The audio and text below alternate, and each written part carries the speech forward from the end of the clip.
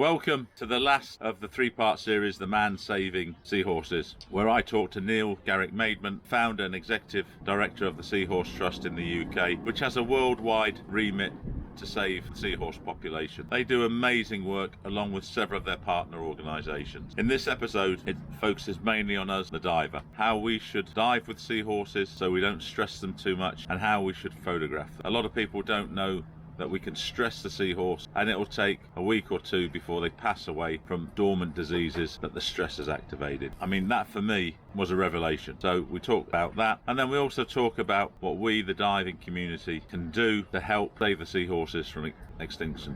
And as you'll hear from Neil, there's a lot of things we can do, and if we all work together, I'm sure Neil will achieve his mission of the Seahorse Trust in saving seahorses from extinction.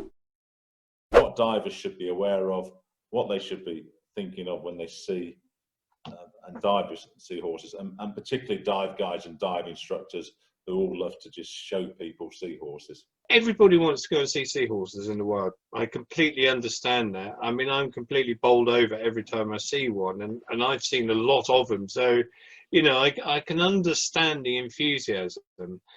But there's a big difference between going to see them and disturbing them to the point where they will die, and doing things to them, such as using really bright lights, strobe, or flash photography that will potentially kill them. Just to give a bit of background to the seahorses. Seahorses, they sit on the seabed there quite quietly, really happy. You go up near them, one of the first things they'll do is actually turn their back to you like that to present a narrower profile. That's a wide profile, that's a narrow profile. If that doesn't work, then what they do is they tuck their head in and bow themselves down, and that's when they're starting to stress out. You'll very often see they'll go dark in colour as well. Now, if they're doing that, just back away a little bit, sit and back. A seahorse, if you're not doing anything that's going to affect it, and you've backed away and just left it for a few minutes, it will sit back up again, because they're very inquisitive animals. They do want to see what's going on. They rely a lot on the eyes. They have amazing eyesight underwater. And so just relax, just never surround them completely. Like a lot of wildlife, never surround it completely. And if it decides to swim off, let it go. Don't chase it, just let it go. But if it just goes a couple of feet, sits down, just sit there, wait. And if it's relaxed again, then you can go and have a look at it. But if it goes off into the distance, leave it, don't chase it. A lot of people, I've seen a lot of divers, unfortunately, trying to shepherd the seahorses into a certain spot to photograph them. You should never, ever do that. Now, going back to the seahorse itself, as a species, they carry a lot of diseases very dormant in their body, like we humans do.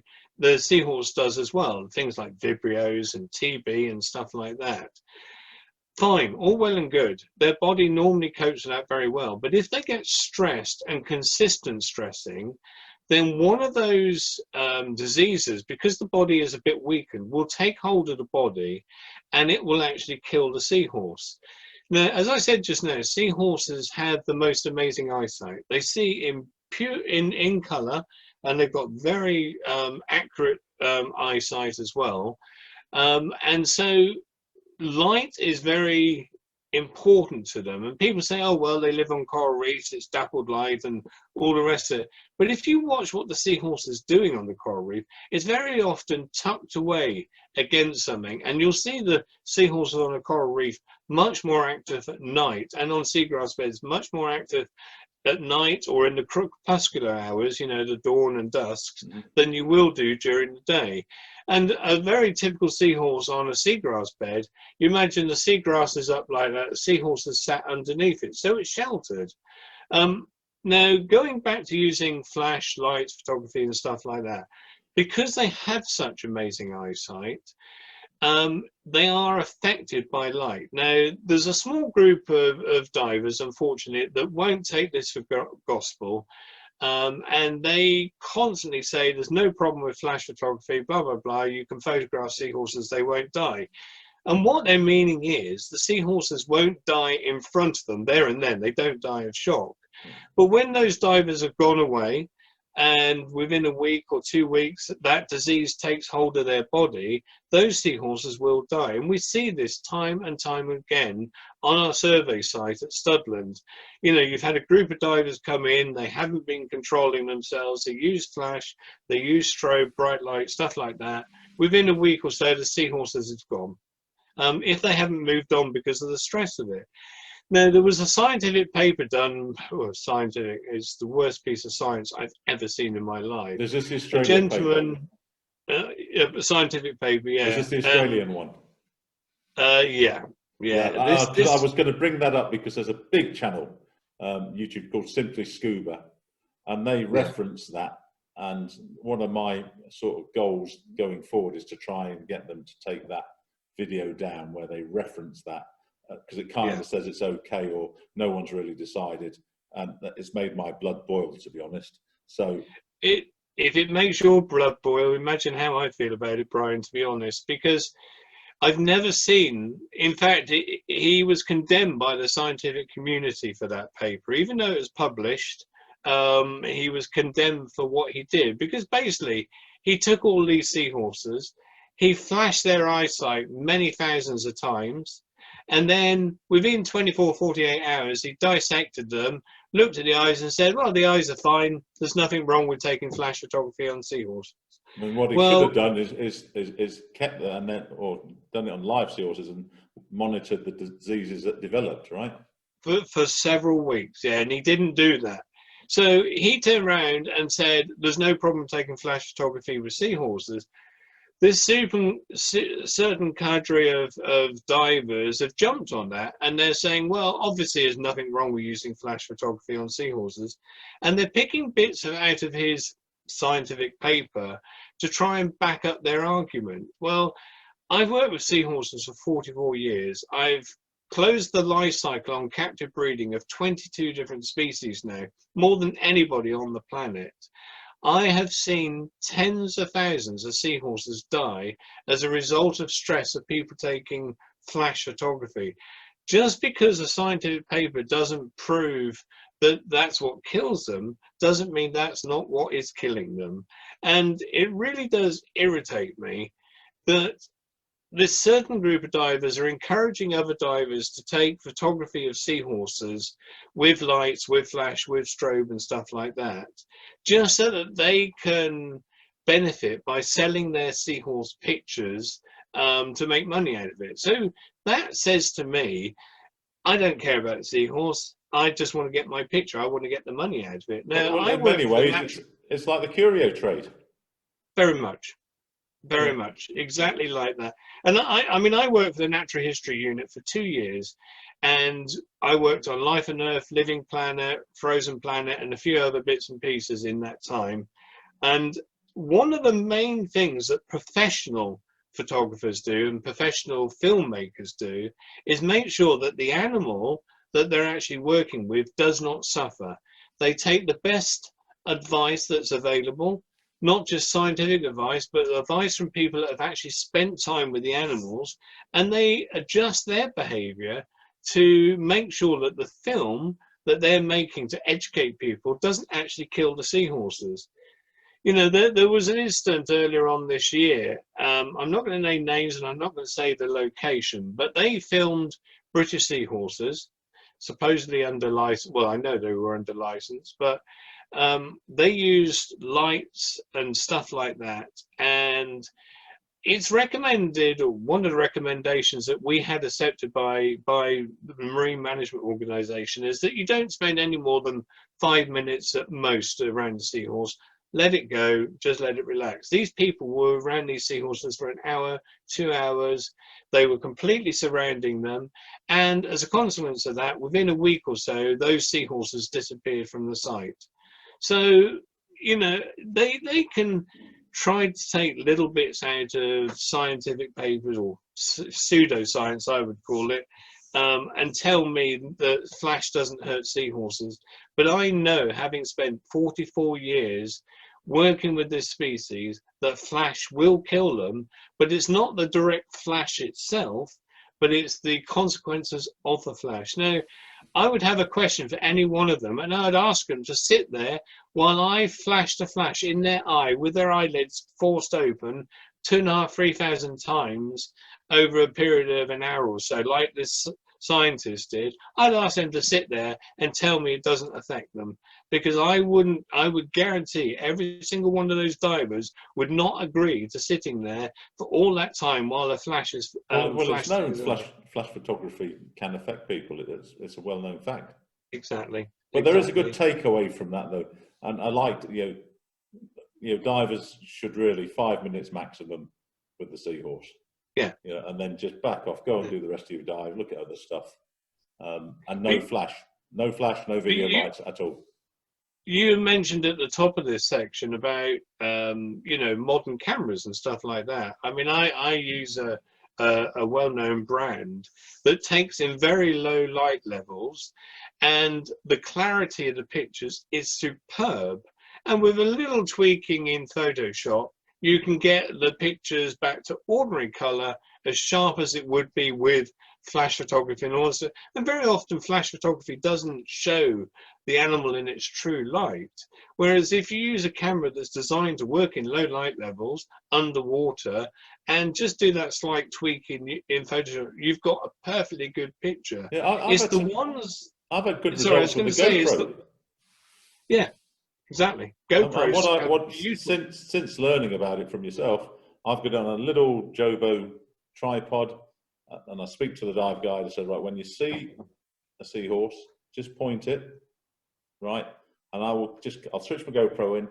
I'll come in. It's got a little macro close-up lens on it, and then I just position the GoPro and I swim away.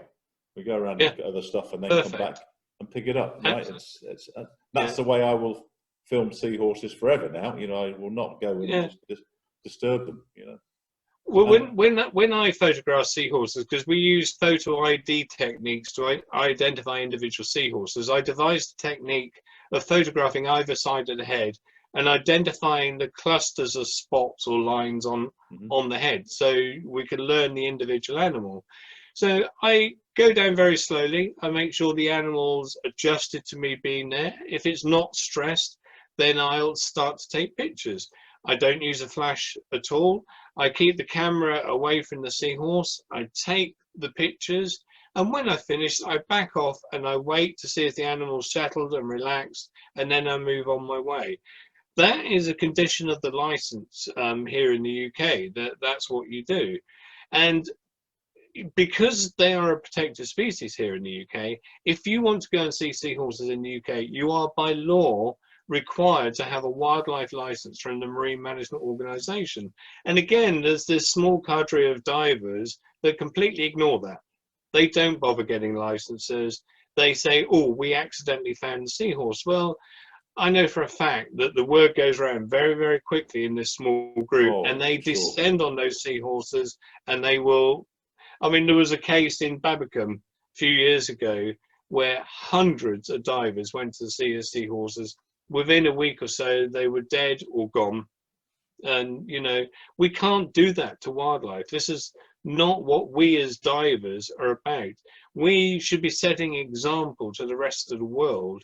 And those images that you see should be of an unstressed animal that is relaxed in its environment. I mean, I have seen pictures in the past of animals that were highly stressed, highly stressed. And it's just ignorance. It's wrong. It's just ignorance, and that's what I'm trying to do with my channel now. Is actually, I mean, I've not got thousands of viewers yet, but I will keep banging the drum, and I'm hoping that some of the big scuba tubers, Simply Scuba, Divers Ready, Critter Hunter, do actually take this up and put little videos up about not stressing the seahorses.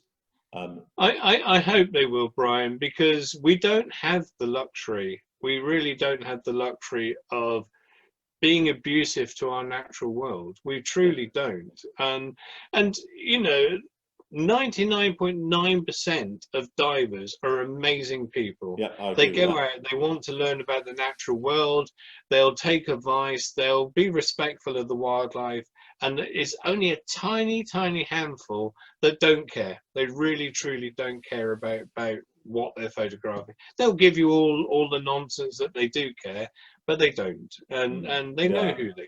I mean, I missed a really important one, Mateus Lebo, who's a big scuba tuber specifically on videography, and I know that he would care very much about the way you video and photograph seahorses.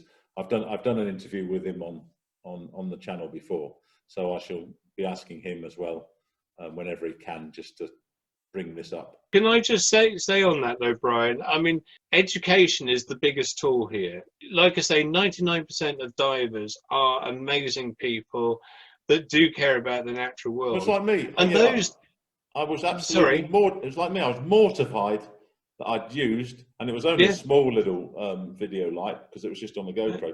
When I looked on your site and read the divers page, I just felt so bad and guilty. Yeah. You know, but I mean, to the extent I called up the dive centre the next day, spoke to Ravi, the guide, and said, you know where we dive, and I photographed those. Are those seahorses still there? He said, don't worry, sir. Yeah, they're still there.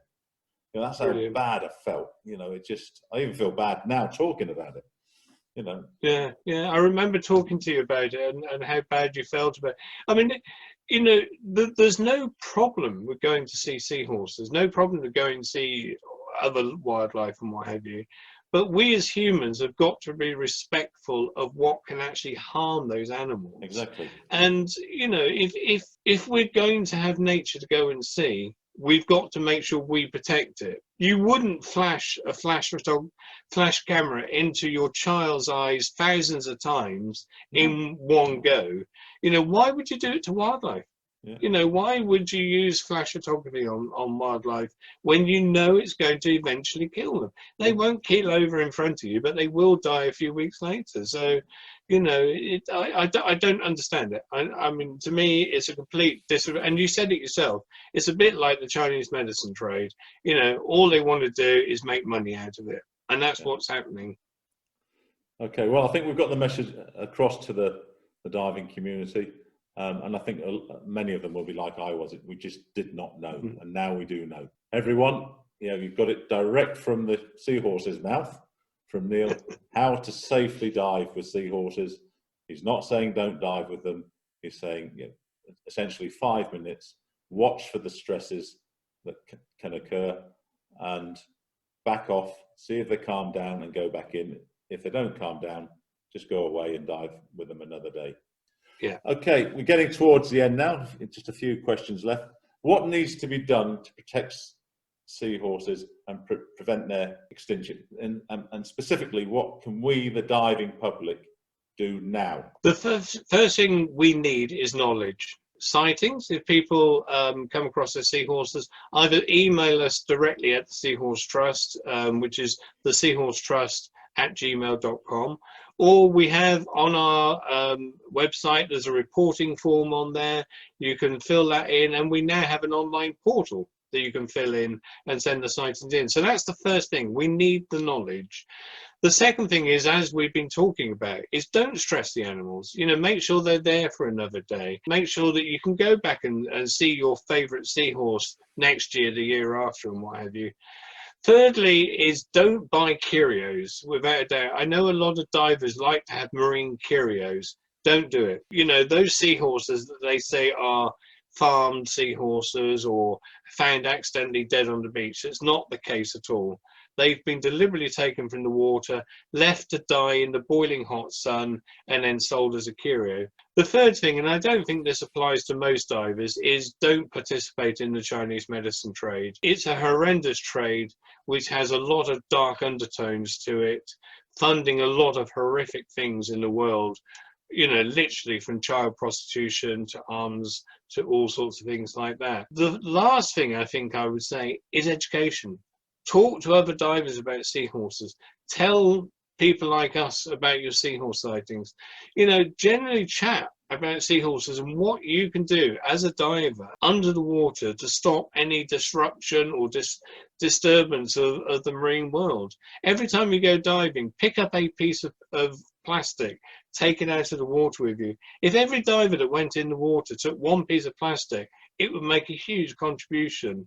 You know, adopt an area as yours and try to learn about it, try to encourage people to understand it, and try to get them to respect it.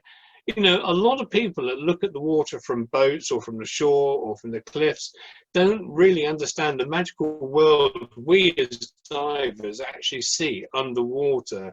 And it is an incredible world. I mean, you know, like you, I've seen incredible things over the years, from big sharks to seahorses to tiny shrimp to all sorts of things. So, but we've got to make sure it's there for future generations. And time is running out. So behest on us as the diving community, get the word out there and let people know what we're doing.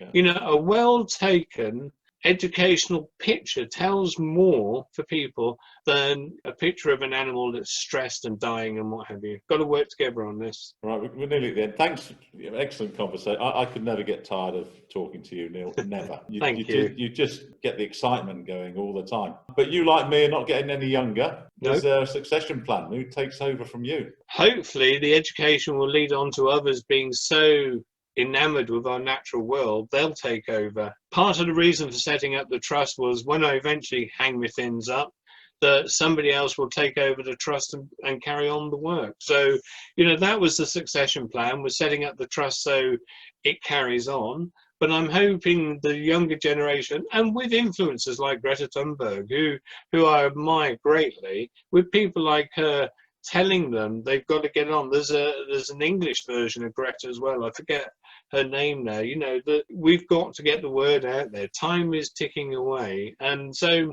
you know, when I do at about 90 odd hang up my fins, you know, I'm hoping somebody else to do the work. So.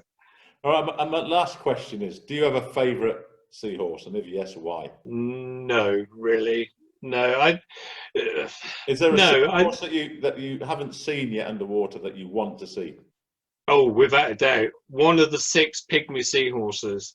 I've seen them in captivity, but I've never seen them in the wild. I'd love to see one of those in the wild, without a doubt. Fantastic, it would be, you know. But I would like to see every single seahorse species. So there's about, is there 45 or something around that number of species? It depends on who you talk to be honest. There's an Australian guy called Rudy Cuter who reckons there's over 100 species. Sarah Lowry, who is a geneticist, she reckons there's about 45. I tend to go along Sarah's lines, to be honest, just purely because of the work that she's done. But having said that, and just a quick tie up on the end, we know there's sea dragons out there. We've got the leafy sea dragon and a weedy sea dragon. And a few years ago, somebody was going through some some museum specimens, and they thought, hang on, this is neither a weedy nor a leafy sea dragon.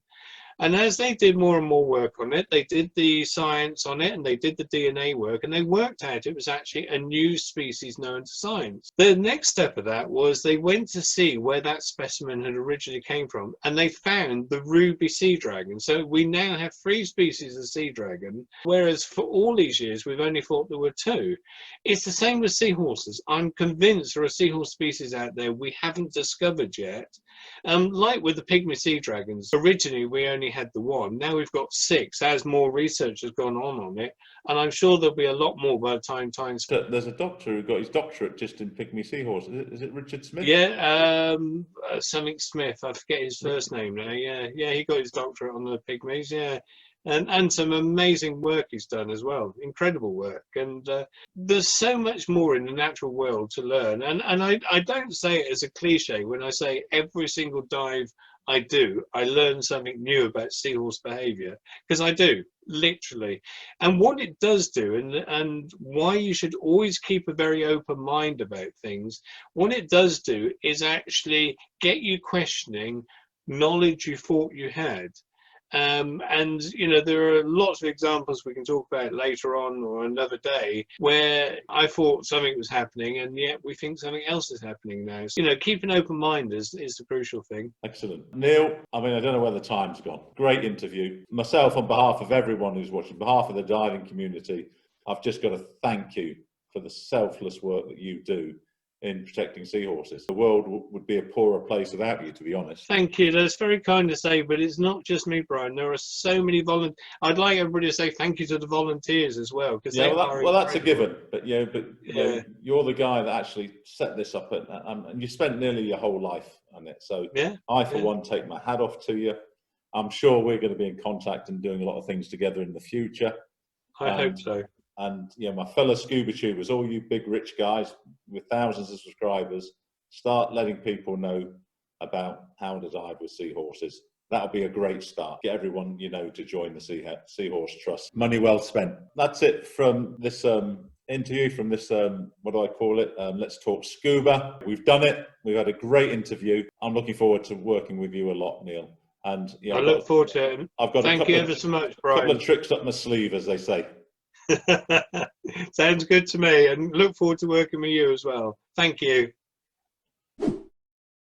Well, there it is. In many ways, I'm sad that interview's over, because I could have spoke with Neil about the underwater world and seahorses and other stuff for another hour and a half at least. And I guess probably in about a year's time, we'll have a follow-up interview and just find out what the Trust has been up to and what their recent successes are.